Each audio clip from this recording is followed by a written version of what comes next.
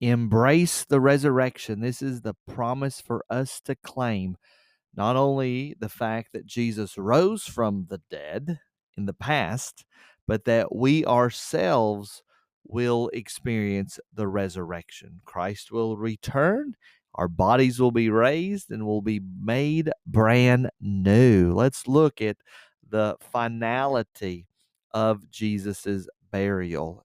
Jesus's enemies are trying to make sure that there is no great deception. They're trying to make sure Jesus does not rise from the dead. So the next day, that is after the day of preparation, that is, this is the Sabbath day, this is Saturday, the chief priests and the Pharisees gather before Pilate. Now, you would think they'd be all focused on worshiping and doing what they should be doing on the Sabbath day, but instead they've found themselves in front of the governor and they say this, "Sir," showing such respect to Pilate, "Sir, we remember how that impostor said while he was still alive, after 3 days I will rise." Isn't that interesting?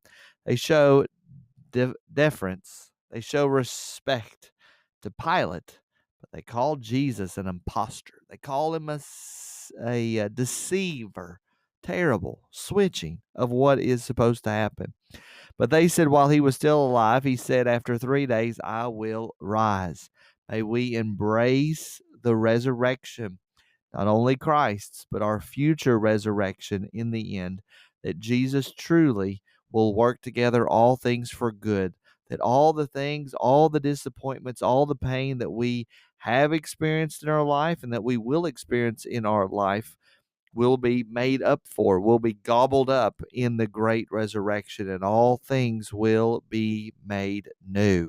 Jesus said, "After 3 days, I will rise," but we're also told that one day he's going to return and our bodies will be resurrected and we will forever be with the Lord. And when we die, our souls go to be with God.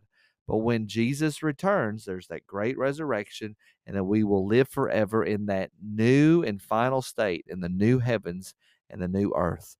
So here's what Pilate then says. He says, "Therefore, order," or this is what the chief priests are saying to Pilate, "order the tomb to be made secure until the third day, lest his disciples go and steal him away and tell the people he has risen from the dead, and the last fraud will be worse than the first." Make sure we got soldiers guarding to make sure those disciples don't come in and sneak them out. Pilate said to them, verse 65, "You have a guard of soldiers. Here you go. Take them. Go do what you want. Go and make it as secure as you can." So they went and they made the tomb secure by sealing the stone and setting a guard. So they do it two ways. They make sure there's guards there that are not going to make sure that they're not letting any disciples through. And then they're going to seal the stone, making sure that the stone cannot be moved. But we know all of this work and all of this effort the chief priests are doing to try to stop Jesus's resurrection, or in their minds, stop the disciples from stealing Jesus. All of this is for naught, because just as Jesus gave up his spirit with a loud proclamation, with a loud triumphant voice, he's going to raise from the dead. There is nothing that they can do to stop them, and there is nothing that Satan can do to stop you and to stop me. After 3 days, I will rise. Pray that's been a help and a blessing to you, and I'll see you in the next video.